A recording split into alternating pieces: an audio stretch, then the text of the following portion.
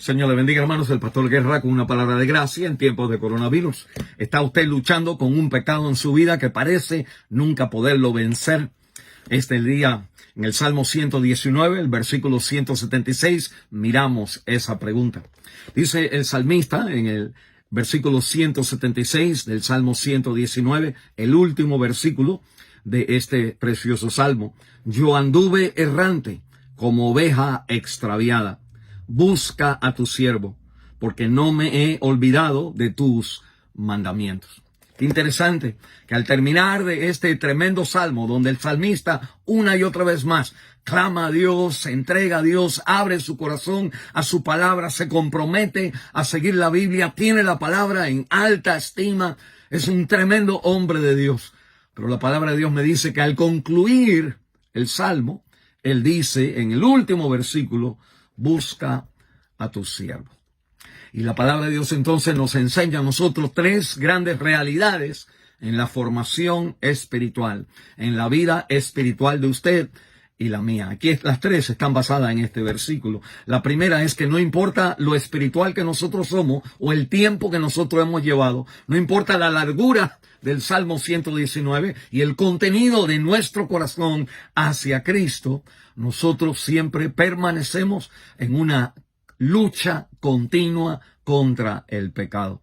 Y puede haber momentos donde estamos errantes del camino y necesitamos, dice la Biblia, a nuestro pastor que nos venga a salvar otra vez.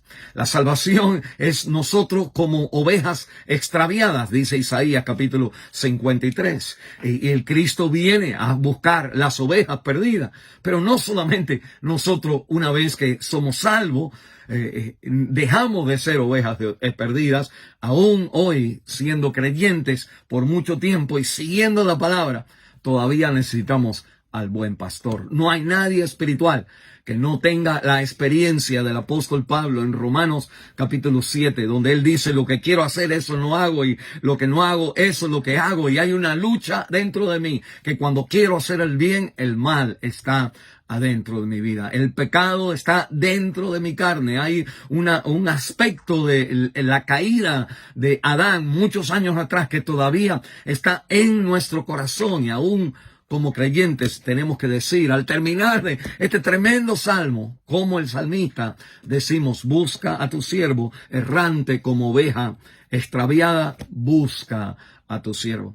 No hay nadie espiritual que no tenga lucha contra el pecado.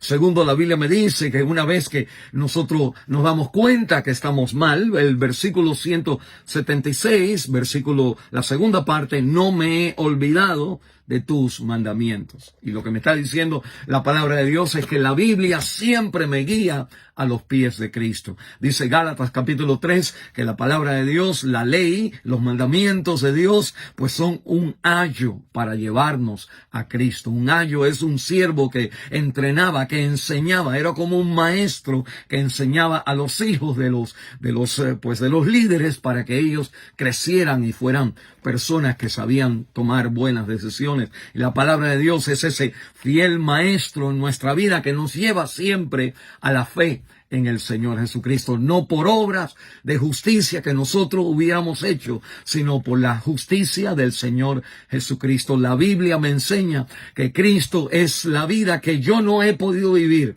y Él que murió la muerte que yo aún me merezco morir. Y una y otra vez más, la palabra de Dios siempre me lleva a los pies de Cristo. Y por último, la Biblia me dice en el versículo 174, he deseado tu salvación, oh Jehová, y tu ley es mi delicia.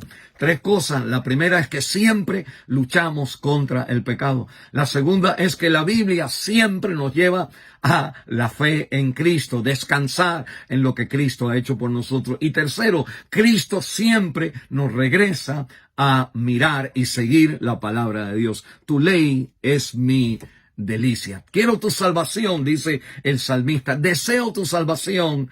Tu ley es mi delicia. Cuando venimos a Cristo por fe y ponemos la fe en Él, de que Él ha obedecido en nuestro lugar la palabra de Dios, Cristo ahora, libre nosotros de toda condenación, nos regresa a poner la palabra de Dios otra vez en el centro de nuestra vida y encontrar la delicia de nuestro corazón. Estas son tres realidades de la vida espiritual. Usted siempre está luchando con el pecado. No se desanime. La Biblia siempre me lleva a comprender que cuando fallo es porque la fe, la salvación es por fe en Cristo. Y tercero, cuando vengo a Cristo, Cristo me regresa otra vez a la palabra de Dios, mi delicia. El Señor le bendiga y le guarde.